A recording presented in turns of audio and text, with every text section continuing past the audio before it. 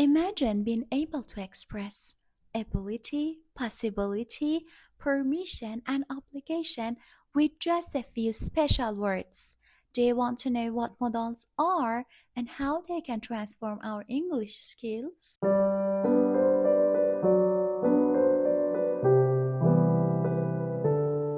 Hi again, hope you're doing great. My name is Roya and welcome back to my channel.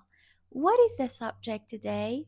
Well, modals and semi-modals. Can, could, shall, should, may, might, would, have to, must, had better, and ought to. Keep this in your mind.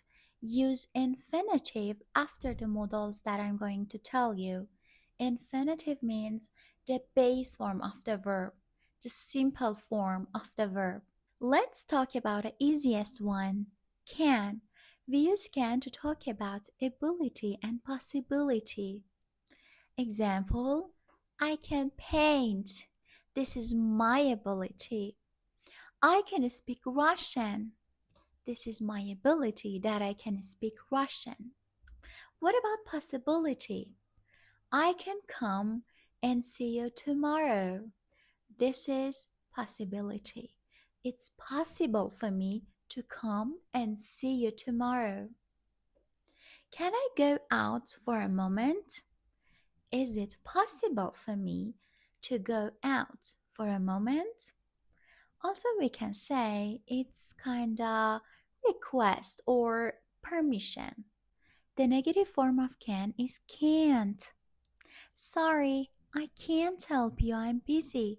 It's not possible for me to help you. I can't swim. This is not my ability. And for question form, just put can before the subject. Can you speak French? Yes, I can. Can she borrow his car? No, she can't. The second modal verb that I want to talk about it is could. Sometimes could is the past of can. My uncle could speak 5 languages. It means he can't do it now. As soon as I walked into the kitchen, I could smell pasta.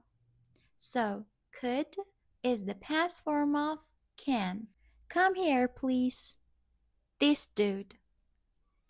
Couldn't is the negative form of could. I couldn't understand physics when I was a child. The question form of could is like can. Put it at the beginning of the sentence. I could swim. Could you swim? Yes, I could. I couldn't run fast. Could you run fast? No, I couldn't. Let me tell you something that could is the polite form of can. Can you pass the salad, please? Could you pass the salad, please? Could here is more polite. When I tell my mother, oh, I'm bored, she says you should watch an exciting movie or you should hang out with your friends. She says you should. Come here, guys. Listen. We use should to give advice or an opinion. To give advice or an opinion. When I say you should do something, it means it's a good thing or it's a good idea to do. You should watch a movie. It's a good idea to watch a movie. You should go to bed. You look tired. It's an advice that you should go to bed. It's not a good idea to do this. Say, you shouldn't do this. You shouldn't buy an expensive phone. It's not a good idea to buy an expensive phone. Now make this sentence question. She should invite Stephanie. You're right. Should she invite Stephanie? Yes, she should. And if you want to say a negative answer, no, she shouldn't. So in question form, put should before the subject. Pay attention, everyone.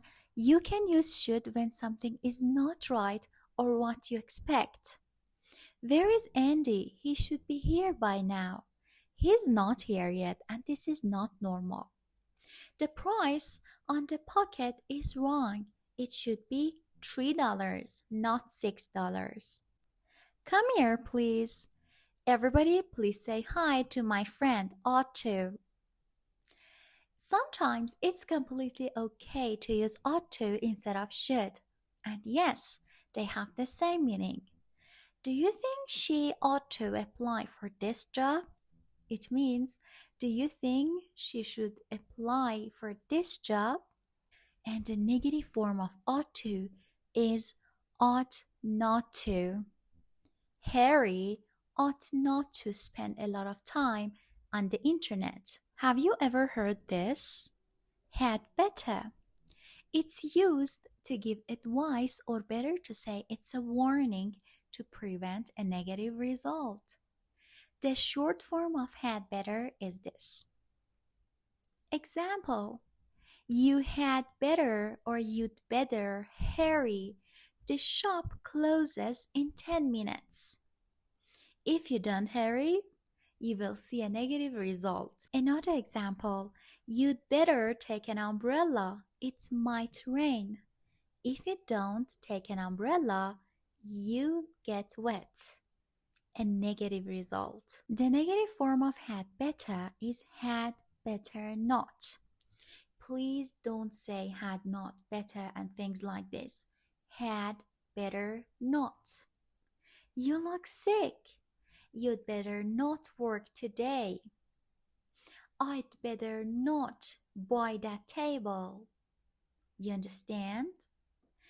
By the way, do you know the difference between should and had better? If not, look at the description. Would and wouldn't. We use would and wouldn't when we imagine a situation or an action. I mean, we think of something that is not real. I would, the short form is I'd. I would love to live by the sea. But I don't. It's just the imagination. It would be great to travel. But we can't because we don't have enough money. It's just imagination. Sometimes would and wouldn't are the past form of will and won't. Did you know that? Lisa, I'll call you on Monday. Lisa said she would call me on Monday. Nick, I promise I won't be late. Nick promised that he wouldn't be late. Let's be more serious. When we want to talk about something that is necessary to do, we use have to with IUV and has to with she, he, it. When I say I have to do something, it means it's necessary to do it. I'm obliged to do it. Example: you have to turn left because you can't turn right.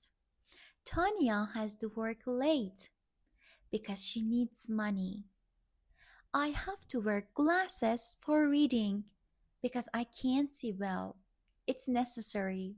The negative form of have to is don't have to, and the negative form of has to is doesn't have to. The simple present tense rule. Before introducing other modals, please like this video if you find it useful and subscribe my channel for more. As I told you, we use have to for something that is necessary to do, but we use don't have to for something that is not necessary. When I say you don't have to do something, it means you don't need to do it, but you can if you want. They don't have to be at the meeting, but they can if they want. He doesn't have to wear uniform, but he can if he wants. As you know, we need do and does to make them question. They have to wake up at 7. Do they have to wake up at 7? Yes, they do. It has to stay at home. Does it have to stay in the park? No, it doesn't. This one is serious too. Must. We use must for something that is necessary to do. Oh my god, it's too late. I must go. It's necessary to go. They haven't seen Maya for a long time. They must meet her. It's a strong recommendation. It's necessary to meet her. Of course, if you want to talk about something that is prohibited or necessary that you don't do it, we use mustn't. You mustn't shout in the hospital. It's prohibited. You mustn't smoke here. You can't smoke here. Can you tell me the difference between must and have to? If yes, write it in the comments. If no, look at the description. By the way, there is another modal verb, will, that I will create a video for it later. May and might. We use may and might to say that something is possible. He may remember, or he might remember. It means perhaps he remembers. We're not sure. May not and might not for negative situation. He may not remember, or he might not remember. It means perhaps he doesn't remember. We don't know. Can we use may and might to talk about possible actions or happenings in the future?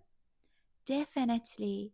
For example, I haven't decided yet where to go tomorrow. I may go shopping. Perhaps, not sure. Needn't and don't need to. I like them because it's not necessary to do it, but you can do it if you like. For example, our class starts at 9, but now it's 8:50. We have enough time. We needn't hurry. It's also correct to use don't need to instead of needn't. We don't need to hurry. We have enough time. Look at this girl, shall. Shall is used mostly in questions. We use shall I and shall we to ask somebody's opinion about something, like suggestions. Shall I open the door? Do you want me to open the door?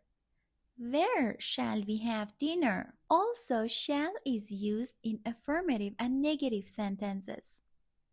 And normally it's used with I and we. I shall go to the Poland this August. It means I will go to the Poland this August. It's about future. We shall be late tonight. It means we will be late tonight. And the negative form of shall is shall not, and the short form is shan't. I shan't go to Poland this August. We shan't be late tonight. I want to thank y'all, my sweet friends, for watching this video and supporting me. You're so kind to me. I love you so much. Take care and later.